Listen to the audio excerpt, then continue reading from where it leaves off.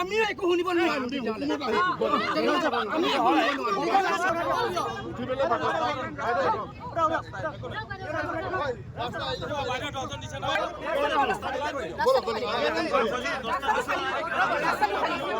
অসমৰ তিনিজন সাংসদ গৌৰৱ গগৈ ডাঙৰীয়া, ৰকিবুল হুছেইন ডাঙৰীয়া আৰু প্ৰদ্যুৎ বৰদলৈ ডাঙৰীয়াই কৈছিলে যে আমি সমদল কৰিম, আমি প্ৰতিবাদ নকৰোঁ। আজি আমি গোলাঘাট জিলা কংগ্ৰেছে এক সমদল কাৰ্যসূচী উলিয়াইছিলোঁ। মুখ্যমন্ত্ৰীয়ে কৈছিলে সমদল উলিয়াব পাৰি বুলি, কিন্তু গোলাঘাটৰ পুলিচ আৰু প্ৰশাসন যন্ত্ৰই ঠেলি হেঁচি আমাক আহিবলৈ দিয়া নাই। এতিয়া আমাৰ কেইজনমান ব্যক্তিক কৈছে আপোনালোকে স্মাৰকপত্ৰ দিব পাৰিব। আজি চাওক, আমাৰ 2 বছৰ 11 মাহ 18 দিন লাগিছিলে ভাৰতীয় সংবিধান প্ৰণয়ন কৰোঁতে। 164 দিন বৈঠকত বহিছিলে ভাৰতীয় সংবিধানৰ খচৰা প্ৰস্তুত কৰোঁতে।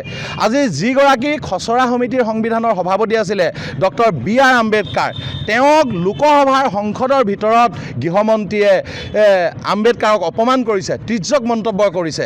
তাৰ পৰিপ্ৰেক্ষিতত আমি আম্বেদকাৰ সন্মান যাত্ৰা নামাকৰণেৰে আজি সমদল কাৰ্যসূচী উলিয়াইছিলোঁ। তাতো আৰক্ষীয়ে বাধা প্ৰদান কৰি আমাক কেইজনমানক আহিবলৈ দিছে।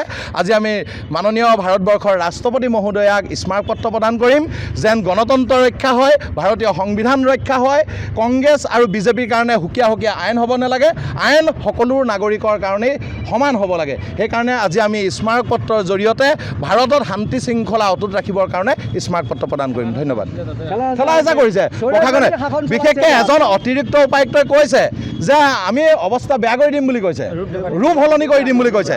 আজি চাওক, ভাৰতবৰ্ষত আমি আগতে শুনিছিলোঁ অসমত বিশেষকৈ তাৰমানে এইটো গুপ্ত হত্যা হৈছিলে বুলি, কিন্তু এতিয়া গোলাঘাটৰ ADC এগৰাকীয়ে কৈছে আমাৰ ৰূপ সলনি যাব, ৰূপ সলনি হৈ যাব। তাৰমানে কি, আগতে গুপ্ত হত্যা শুনিছিলোঁ, এতিয়া মুক্ত হত্যা হ'ব নেকি? আমি প্ৰশ্ন কৰিব বিচাৰিছোঁ গোলাঘাটৰ অতিৰিক্ত উপায়ুক্ত মহোদয়ক যে ৰূপ সলনি কৰিম বুলি যে আপুনি আমাক ভাবুকি দিছে, তাৰমানে আপোনালোকে গুপ্ত হত্যাৰ পৰিৱৰ্তে বৰ্তমান মুক্ত হত্যা কৰিব বিচাৰিছে নেকি? আমি প্ৰশ্ন উত্থাপন কৰিব খুজিছোঁ। ধন্যবাদ।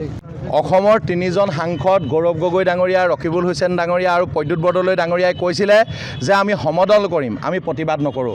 আজি আমি গোলাঘাট জিলা কংগ্ৰেছে এক সমদল কাৰ্যসূচী উলিয়াইছিলোঁ। মুখ্যমন্ত্ৰীয়ে কৈছিলে সমদল উলিয়াব পাৰি বুলি, কিন্তু গোলাঘাটৰ পুলিচ আৰু প্ৰশাসন যন্ত্ৰই ঠেলি হেঁচি আমাক আহিবলৈ দিয়া নাই। এতিয়া আমাৰ কেইজনমান ব্যক্তিক কৈছে আপোনালোকে স্মাৰকপত্ৰ দিব পাৰিব।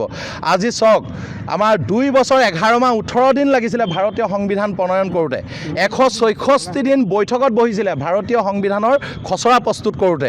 আজি যিগৰাকী খচৰা সমিতিৰ সংবিধানৰ সভাপতি আছিলে ডক্টৰ B.R. আম্বেদকাৰ, তেওঁক লোকসভাৰ সংসদৰ ভিতৰত গৃহমন্ত্ৰীয়ে আম্বেদকাৰক অপমান কৰিছে, তিৰ্যক মন্তব্য কৰিছে। তাৰ পৰিপ্ৰেক্ষিতত আমি আম্বেদকাৰ সন্মান যাত্ৰা নামাকৰণেৰে আজি সমদল কাৰ্যসূচী উলিয়াইছিলোঁ। তাতো আৰক্ষীয়ে বাধা প্ৰদান কৰি আমাক কেইজনমানক আহিবলৈ দিছে। আজি আমি মাননীয় ভাৰতবৰ্ষৰ ৰাষ্ট্ৰপতি মহোদয়াক স্মাৰকপত্ৰ প্ৰদান কৰিম যেন গণতন্ত্ৰ ৰক্ষা হয়, ভাৰতীয় সংবিধান ৰক্ষা হয়। কংগ্ৰেছ আৰু বিজেপিৰ কাৰণে সুকীয়া সুকীয়া আইন হ'ব নালাগে, আইন সকলো নাগৰিকৰ কাৰণেই সমান হ'ব লাগে। সেইকাৰণে আজি আমি স্মাৰকপত্ৰৰ জৰিয়তে ভাৰতত শান্তি শৃংখলা অটুট ৰাখিবৰ কাৰণে স্মাৰকপত্ৰ প্ৰদান কৰিম। ধন্যবাদ। ঠেলা হেঁচা কৰিছে প্ৰশাসনে, বিশেষকৈ এজন অতিৰিক্ত উপায়ুক্তই কৈছে যে আমি অৱস্থা বেয়া কৰি দিম বুলি কৈছে, ৰূপ সলনি কৰি দিম বুলি কৈছে।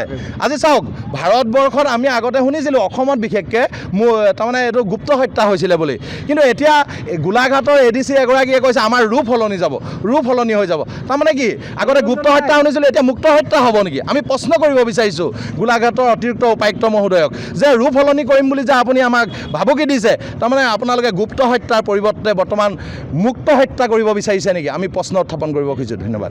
যিকোনো খবৰৰ বাবে যোগাযোগ কৰক 7099017330 লগতে 7099017110 নম্বৰত।